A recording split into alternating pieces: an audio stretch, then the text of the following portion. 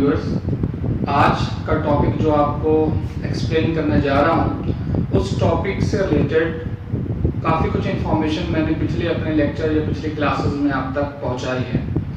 आज का जो टॉपिक है वो है मियोसिस सेल डिवीज़न, और सेल डिवीज़न से रिलेटेड मैंने आपको पिछली क्लासेस के अंदर ये बताया था कि सेल साइकिल किस तरीके से कंप्लीट होती है, कौन कौन सी फेजेस, कौन कौन सी स्टेजेस होती हैं, और उसके बाद मैंने आपको बताया था कि माइटोसिस सेल डिवीज़न की जो फेजेस होती हैं वो किस तरह से होती हैं। आज जो बताने जा रहा हूँ आपको वो है माइटोसिस सेल डिवीज़न। जो सेल डिवीज़न है आपके लिए जो टॉपिक चल रहा था, मैंने कहा काफ़ी डिटेल में आपको पढ़ना होगा सेल डिवीज़न। और सेल डिवीज़न के टू टाइप्स में से मैंने आपको माइटोसिस से रिलेटेड जो जो इम्पोर्टेंट इंफॉर्मेशंस हो सकती थी वो सारी आप तक पहुंचाई। आज बारी है मियोसिस सेल डिवीज़न की, ठीक है। आज हम मियोसिस सेल डिवीज़न को स्टडी करने वाले हैं। तो सबसे पहले आपको ये मालूम होना चाहिए कि मियोसिस सेल डिवीज़न क्या होता है और किस तरह की सेल्स में वो पाया जाता है। तो meiosis cell division always takes place in reproductive cells, reproductive cells, ठीक है। ये रिप्रोडक्टिव सेल्स में, या आप कह सकते हैं कि जनरेटिव सेल्स में होता है, जनरेटिव सेल्स में, ठीक है। ये सबसे बेसिक चीज है कि meiosis cell division takes place in all reproductive cells और जनरेटिव सेल्स, ठीक। इसका मोस्ट कॉमन अगर एग्जांपल है इस मटेरियल के तौर पर प्लांट्स के अंदर, तो आप लिख सकते हैं ओनियन बर्ड्स, ठीक है। ये रिप्रोडक्टिव सेल है और मियोसिस सेल डिवीज़न स्टडी करने के लिए बेस्ट प्रैक्टिकल मटेरियल माना जाता है ओनियन बर्ड्स। आगे बढ़ते हैं। मियोसिस सेल डिवीज़न जो होता है वो दो अलग अलग डिवीजन्स में कंप्लीट होता है, जिसको हम लोग मियोसिस फर्स्ट, दो हो जाते हैं, meiosis first and meiosis second, ठीक है।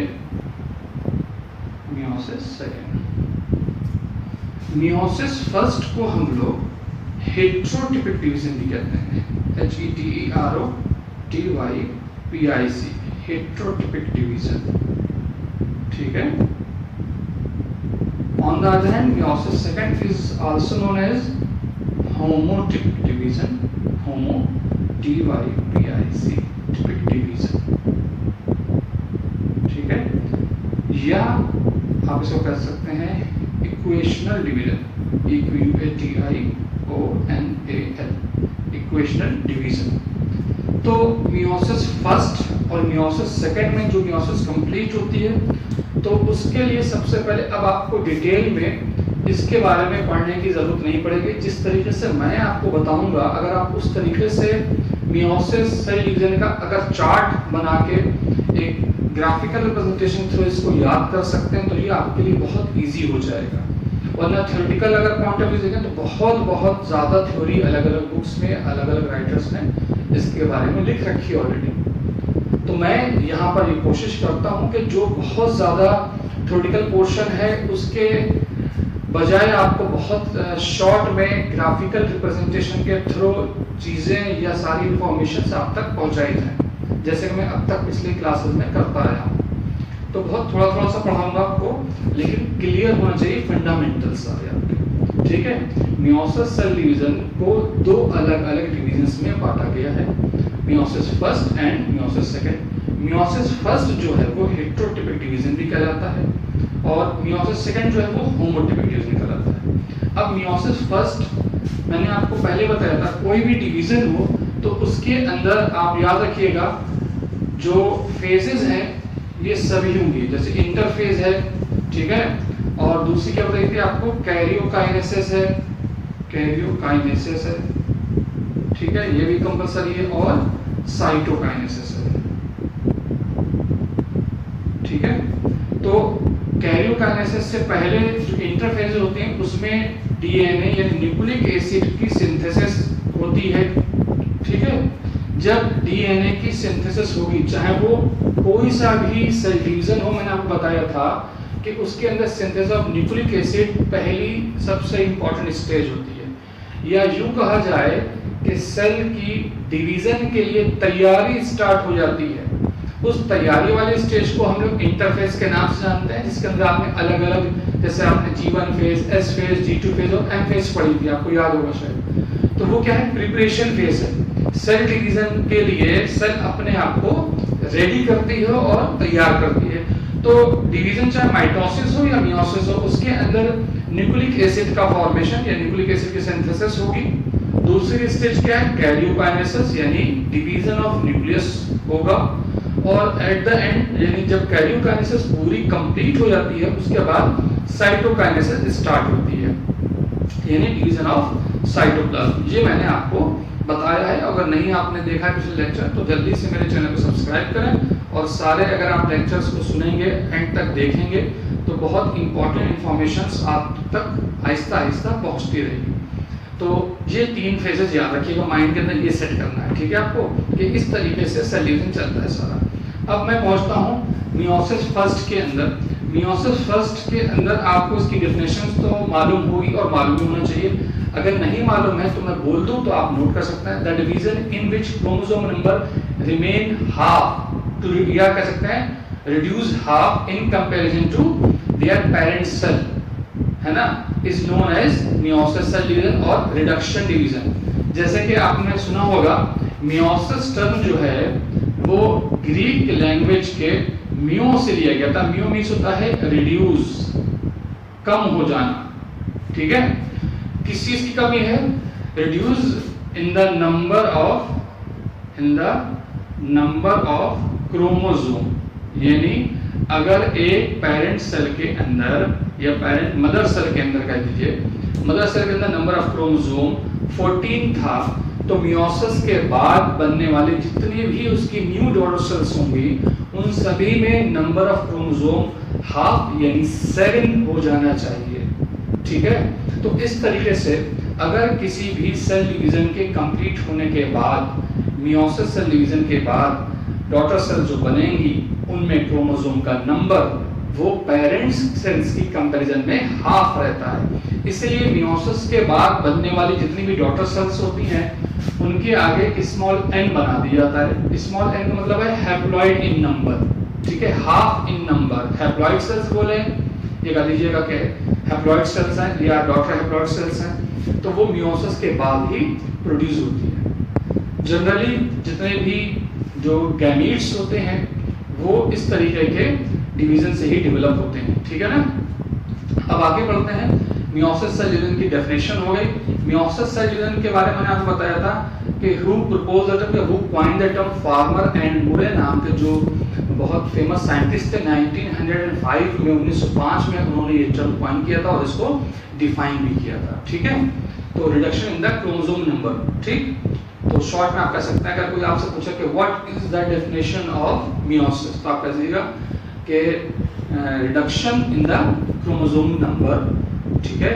और इसका जो रिजल्ट होता है, ये एंड प्रोडक्ट होता है मियोसिस का। जब मियोसिस सेल डिवीजन कंप्लीट हो जाता है, यानी meiosis first and meiosis second दोनों कंप्लीट हो जाते हैं, तो resulting the formation of 4 daughter haploid cells from one या सिंगल मदर सेल। इस तरीके से आप इसको डिस्क्राइब कर सकते हैं या बता सकते हैं, ठीक है। तो देखिए, अब मियोसिस फर्स्ट जो है, जो हेटेरोटिपिक डिवीजन है, हेटेरोटिपिक डिवीजन का मतलब ही यही। अब इसके अंदर सबसे पहली जो स्टेज शुरू हुई है, ठीक है, वो शुरू हो गई कैरियोकाइनेसिस, KARYOKINESIS, यानी ये सारा जो मैंने आपको बताया था कि आप पढ़ते हैं प्रोफेज, मेटाफेज, एनाफेज, टीलोफेज, ये सारी जो स्टेजेस हैं वो किसकी हैं, कैरियोकाइनेसिस की स्टेजेस हैं। और एंड में जब टीलोफेज आपने पढ़ी होगी तो क्या होता है कि न्यूक्लियस ही बढ़ जाता है। ये कहा जाता है कि मियोसिस सेल डिवीजन के अंदर जो न्यूक्लियस का डिवीजन होता है वो 2 टाइम्स होता है, यानी 2 बार कैरियोकाइनेसिस होगी और 1 बार क्रोमोसोम का जो होता है वो सेपरेशन या बंटवारा होता है, उसका डिवीजन होता है। तो इसी वजह से कहते हैं कि इसके अंदर जो कैरियोकाइनेसिस होती है वो 2 बार होती है, जबकि साइटोकाइनेसिस जो है वो डिपेंड करती है सिचुएशन के ऊपर, ठीक है। तो कैरियोकाइनेसिस के अंदर मैं बताता हूं कि प्रोफेज फर्स्ट जो होती है, कैरियोकाइनेसिस के अंदर जो प्रोफेज फर्स्ट है इसकी, मियोसिस फर्स्ट की प्रोफेज फर्स्ट को सबसे लॉन्गेस्ट फेज और सबसे ज्यादा कॉम्प्लेक्स फेज माना जाता है। प्रोफेज फर्स्ट बाकी जो भी आपने सिलेबस में पढ़ा जैसे माइटोसिस, उससे इसकी जो फेज होती है वो थोड़ी सी डिफर होती है और ये बहुत सी स्मॉल सब स्टेजेस में डिफरेंशिएटेड होती है या बटी होती है। लेप्टोटीन होती है, ठीक है, लेप्टोटीन इसकी पहली स्टेज होती है, लिख तो पूरा LEPTOTENE, लेप्टोटीन स्टेज कह दीजिए या सब स्टेज। इसका दूसरी होती है, लेप्टोटीन के बाद होती है जाइगोटीन, फिर होती है पैकेटीन, या कुछ लोग पैकेटीन भी प्रोनाउंस करते हैं इसको, पैकेटीन, ठीक है। फिर होती है डिप्लोटीन, DIPLOTENE, और फिफ्थ होती है डायकाइनेसिस, ठीक है। तो आपने इसके स्ट्रक्चर्स देखे होंगे मियोसिस सेल डिवीजन के अंदर। इस तरीके से पूरे मियोसिस सेल डिवीजन को दिखाया जा सकता है जैसे कि यहाँ डायग्राम में आपको दिखाया गया है।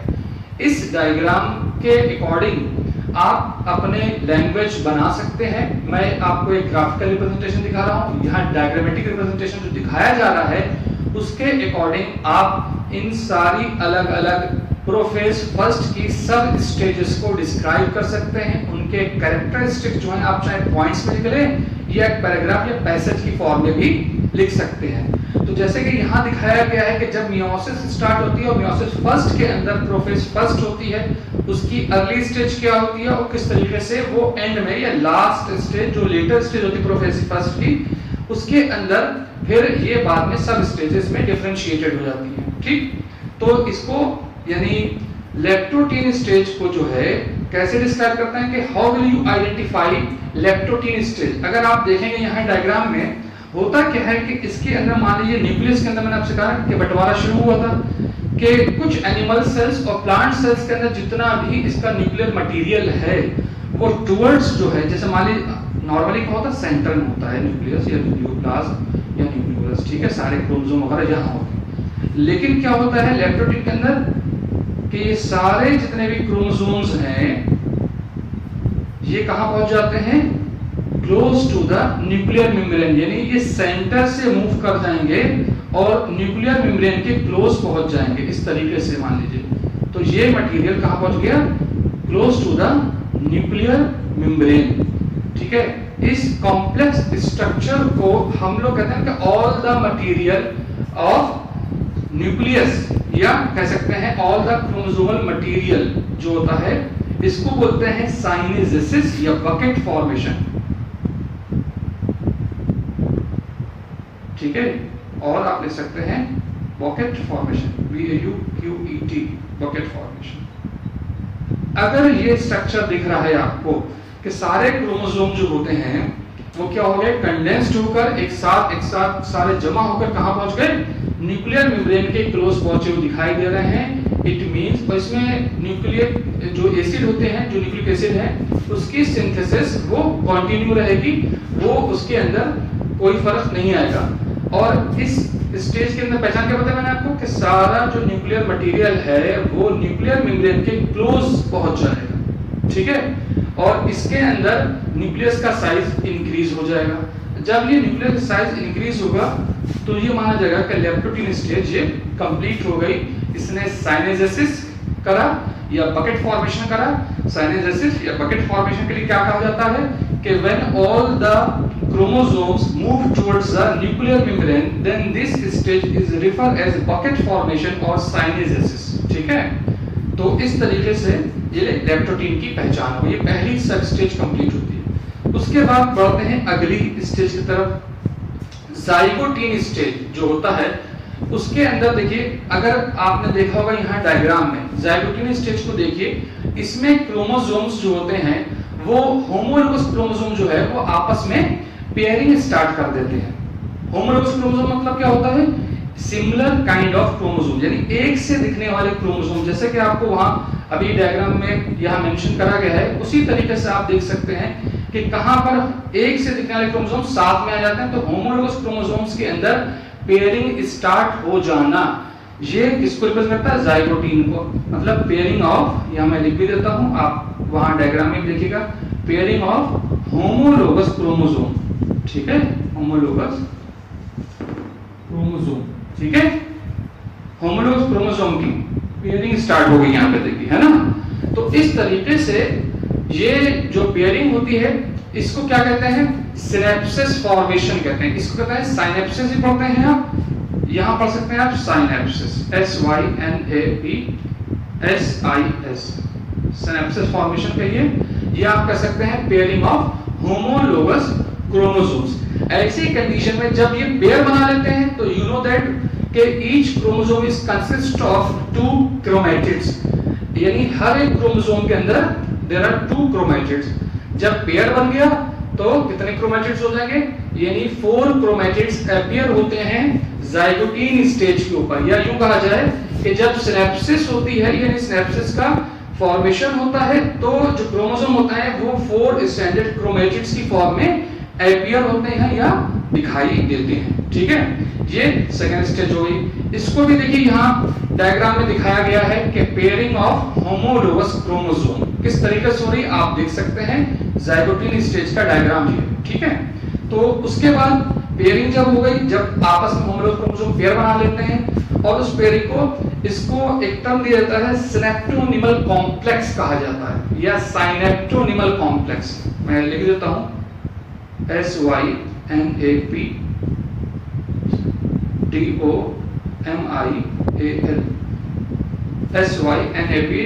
साइनेप्टोनिमल कॉम्प्लेक्स, साइनेप्टोनिमल कॉम्प्लेक्स, ठीक है। यानी कैसा स्ट्रक्चर? जहां पर सारे क्रोमोसोम्स आपस में पेयर बना लें और 4 स्टैंडर्ड क्रोमोसोम अपीयर, यानी क्रोमैटिड्स जो हैं वो आपको अलग-अलग दिखाई देंगे, ठीक है। तो ये पहचान किसकी हो गई? जाइगोटीन स्टेज की ये पहचान हो गई।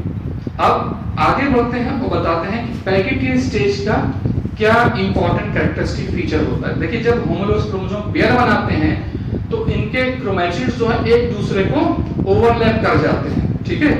आपको यहाँ देखिए इस डायग्राम के अंदर ये पेयरिंग के बाद वाला स्टेज जो है ये दिखाया गया, और इसको बोलते हैं क्रॉसिंग ओवर, यानी the characteristic feature of pachytene is crossing over. अब क्रॉसिंग ओवर क्या होती है? यानी यहां जैसे कि डायग्राम में रिप्रेजेंट किया गया है, उसमें क्या बताया गया है कि जब दो नॉन सिस्टर क्रोमैटिड्स यानी होमोलोगस क्रोमोसोम के बीच में जब पेयरिंग होती है, उनके क्रोमैटिड्स यानी एक होमोलोगस क्रोमोसोम का एक क्रोमैटिड दूसरे नॉन सिस्टर क्रोमैटिड्स को एक दूसरे से ओवरलैप करता है, तो इस प्रोसेस को क्रॉसिंग ओवर कहा जाता है। इसमें क्या होता है कि एक्सचेंज ऑफ इक्वल सेगमेंट कहा जाता है, यानी एक क्रोमैटिड्स का जितना पार्ट दूसरे क्रोमैटिड्स में जाकर अटैच होगा तो दूसरे क्रोमैटिड का उतना ही पार्ट यानी इक्वल अमाउंट में एक्सचेंज होता है दोनों का, ठीक। तो crossing over is the characteristic feature of pachytene, और ये बहुत इंपॉर्टेंट फेज मानी जाती है मियोसिस सेल डिवीजन की, क्योंकि क्रॉसिंग ओवर के बाद ही न्यू कॉम्बिनेशंस डेवलप होते हैं, जिसकी वजह से इस सेल डिवीजन के नाम को हेटेरोटिपिक डिवीजन दिया गया है। बात समझ में आई ना? अब जो क्रोमोसोम्स बनेंगे उनके क्रोमैटिड्स में क्या होगा, अलग अलग जो हुआ है ना क्रोमैटिड्स से नॉन सिस्टर क्रोमैटिड्स का अमाउंट होगा, न्यू कॉम्बिनेशंस का फॉर्मेशन होगा इसके अंदर, है ना। तो देखिए यहाँ पर भी क्रॉसिंग ओवर को कितने अच्छे तरीके से दिखाया गया है, किस तरीके से इस डायग्राम में ये रिप्रेजेंट किया गया है कि क्रॉसिंग ओवर कैसे होती है और किस तरह से न्यू कॉम्बिनेशंस का फॉर्मेशन होता है। और पैकेटिन स्टेज को मियोसिस सेल डिवीजन के अंदर कहा जाता है कि क्रोमोसोम की मॉर्फोलॉजी स्टडी करने की बेस्ट स्टेज माना गया। किसको? Pachytene stage is the most common कह सकते हैं stage for the morphological studies of chromosome, ठीक है। तो इस तरीके से पैकेटिन स्टेज की तैयारी थी और इस तरीके पैकेटिन स्टेज के आपको डायग्राम के थ्रू बताया गया, ठीक। अब आगे बढ़ते हैं, डिप्लोटीन क्या होती है। कि डिप्लोटीन स्टेज के अंदर ये जो क्रोमोसोम्स या क्रोमैटिड एक दूसरे क्लोज आए हैं, इनके बीच में सेपरेशन शुरू हो जाता है। और ये सेपरेशन कब होता है? जैसे जब दो क्रोमोसोम आपस में मिलते हैं, देखिए मान लीजिए एक क्रोमैटिड है और ये दूसरा क्रोमैटिड है, ये क्रॉसिंग ओवर हो गई। इस प्रोसेस क्या बोलेंगे? Crossing over. जहां पर दोनों क्रोमोसोम्स का मीटिंग पॉइंट होगा, इस मीटिंग पॉइंट को बोलते हैं चियाज़मेटा, CHIASMAT, चियाज़मेटा। ये नहीं, chiasmata formation takes place in diplotene stage. अब इसी चियाज़मेटा, अब ये कई जगह बनते हैं, जहां जहां पर क्रोमैटिड एक दूसरे को कनेक्ट करेंगे या जुड़ेंगे, हर जगह वहां पर क्या होगा? चियाज़मेटा का फॉर्मेशन होगा। और इसी रीजन से क्रोमोसोम्स एक दूसरे से या क्रोमैटिड्स एक दूसरे से सेपरेट होने लगते हैं। The process of the separation of chromatid is known as terminalization. ठीक है? Terminalization कहाँ होगा? Always takes place in diplotin stage. और डिप्लोटीन स्टेज में जब टर्मिनलाइजेशन हो जाता है, उसके बाद आप देखेंगे आहिस्ता आहिस्ता, जैसे कि डायग्राम में देखा है, आप देख सकते हैं फिर से इस डायग्राम को, जिसके अंदर सारी देखिए सब स्टेजेस आहिस्ता आहिस्ता आप अगर गौर से देखेंगे तो देखिए इसमें जहां मैंने आपको लिखा है लेप्टोप्टीन स्टेज, तो लेप्टोप्टीन स्टेज के अंदर क्रोमोसोम जो होंगे वो डेंस और एक साइड में ही मूव करते हुए दिखाई दे रहे होंगे। दूसरी स्टेज थी जाइगोटीन। जाइगोटीन स्टेज के अंदर होमोलोगस क्रोमोसोम की देखिए पेयरिंग दिखाई गई है, ठीक है ना। और पैकेटीन स्टेज के अंदर ये क्रॉसिंग ओवर वाला स्ट्रक्चर जो है ये पैकेटीन का है। हर डायग्राम के नीचे मेंशन करा गया है कि कौन सी सब स्टेज को दिखाया जा रहा है या रिप्रेजेंट किया जा रहा है। तो डिप्लोटीन स्टेज के अंदर चियाज़मेटा फॉर्मेशन जहां से होता है, चियाज़मेटा फॉर्मेशन के बाद क्रोमैटिड जो एक दूसरे से सेपरेट होते हैं, उस प्रोसेस को हम लोग टर्मिनलाइजेशन कहते हैं, ठीक है। तो टर्मिनलाइजेशन के बाद क्रोमोसोम्स जो होते हैं वो डिवाइड होकर यानी सेपरेट होकर अलग अलग पोल्स की तरफ मूव करते हैं, ठीक है। लेकिन वो मूवमेंट बाकी की स्टेजेस के थ्रू होता है। जो बची अभी तो प्रोफेज ही चल रही ना, इसके बाद बाकी प्रोसेस वैसी होगी जैसे मेटाफेज बनेंगे, स्पिंडल फॉर्मेशन होगा और क्रोमोसोम को अलग अलग एंड्स तरफ जो है वो पुश करेंगे, खींचेंगे, ठीक है। तो डिप्लोटीन के अंदर चियाज़मेटा फॉर्मेशन के बाद टर्मिनलाइजेशन, ये इसका इंपॉर्टेंट कैरेक्टर है। और इसी स्टेज के बाद जो शुरू होती है डायकाइनेसिस, टर्मिनलाइजेशन जैसे ही कंप्लीट हो जाता है उसके बाद क्या होता है कि आपने सुना होगा कि न्यूक्लियर मेम्ब्रेन और जो न्यूक्लियोलस होता है वो डिसअपीयर होने लगता है। यानी अब जो न्यूक्लियर मटेरियल है वो सेल के अंदर ओपन हो जाएगा। काहे के लिए? जो अदर स्टेजेस हैं, अभी तो मियोसिस फर्स्ट की प्रोफेज फर्स्ट ही चल रही थी। अब इसके बाद जैसे कि जो स्टेजेस होती थी, मेटाफेज में क्या होता है कि स्पिंडल फॉर्मेशन होगा। स्पिंडल फॉर्मेशन के बाद ये जो क्रोमोसोम्स हैं वो अलग अलग स्पिंडल फाइबर से कनेक्ट हो जाएंगे और उनके थ्रू सारी जो प्रोसेस होती है वैसी प्रोसेस होगी। और एट द एंड मेटाफेज के बाद क्या होगा? जो एनाफेज आएगी। एनाफेज क्या करती है कि अपने अपने पोल्स की तरफ क्रोमैटिड्स को यानी वो नंबर ऑफ क्रोमोसोम जो है ऑलरेडी रिड्यूस हो जाएगा। कहां पर? मियोसिस फर्स्ट में ही। इसको ही मेन रिडक्शन डिवीजन माना जाता है। मियोसिस फर्स्ट को ही मेन रिडक्शन डिवीजन माना जाता है, ठीक है ना।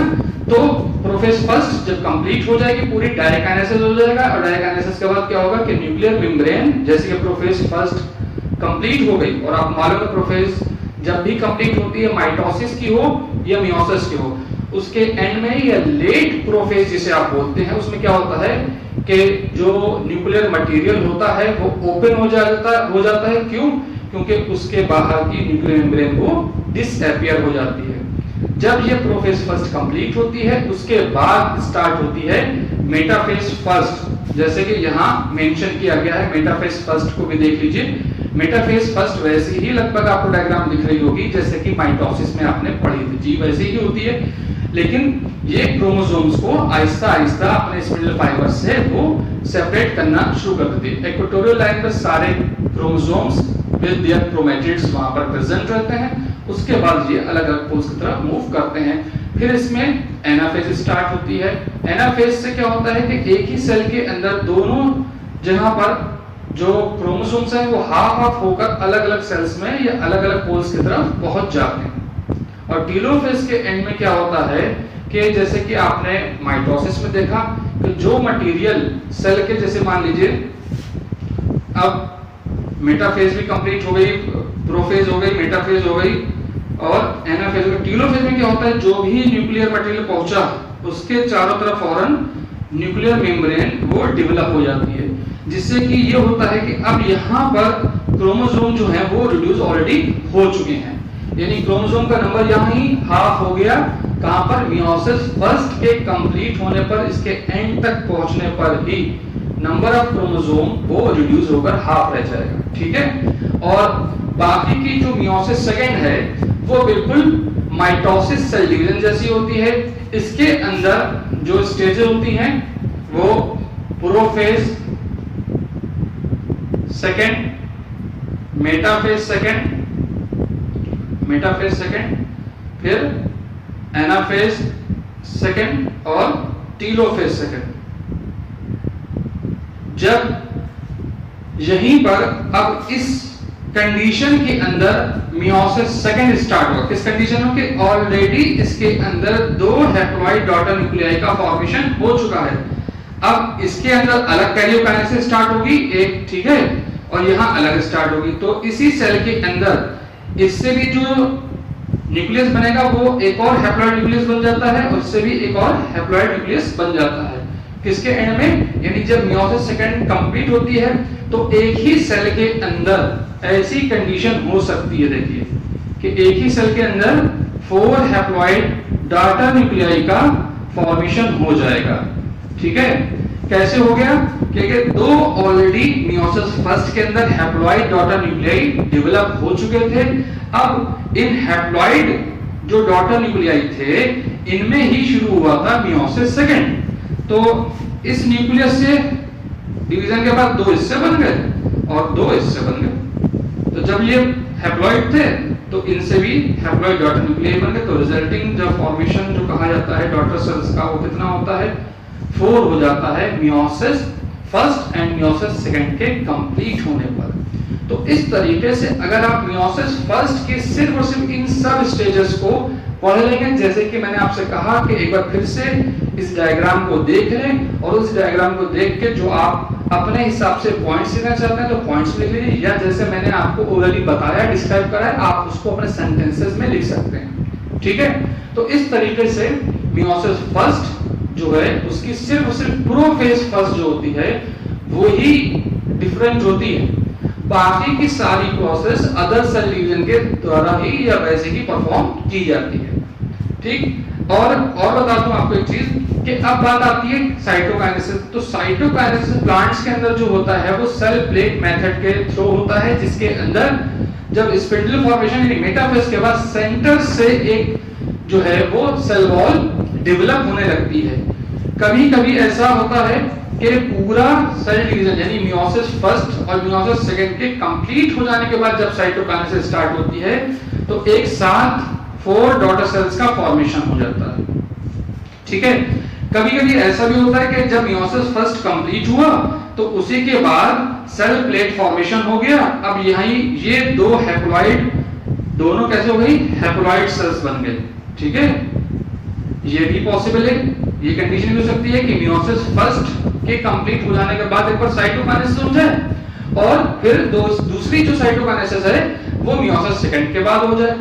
जब मियोसिस फर्स्ट के बाद स्टार्ट होगी तो एक mother cell direct 2 haploid daughter cells में डिवाइड हो जाएगी और इनके अंदर फिर स्टार्ट हो जाएगा मियोसिस सेकंड, जिसमें prophase second, metaphase second, anaphase second और लास्ट टीलोफेज सेकंड होकर इस तरीके से एक मदर सेल के थ्रू 4 हैप्लॉइड डॉटर सेल्स का फॉर्मेशन होता है। तो आज ये जो सेल डिवीजन है वो उसका टॉपिक कंप्लीट होता है। अगर कोई चीज आपको अलग से कुछ पूछना है या पढ़ना है तो मेरे YouTube चैनल पर जाकर उसे सब्सक्राइब करें, बेल आइकन बजाएं, लाइक करें और शेयर करें और कमेंट्स भी करिए।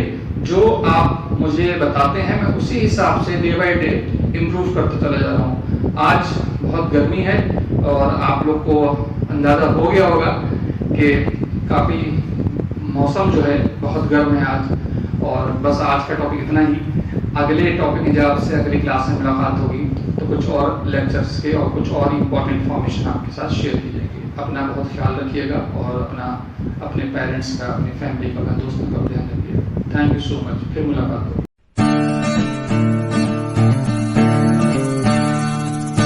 है।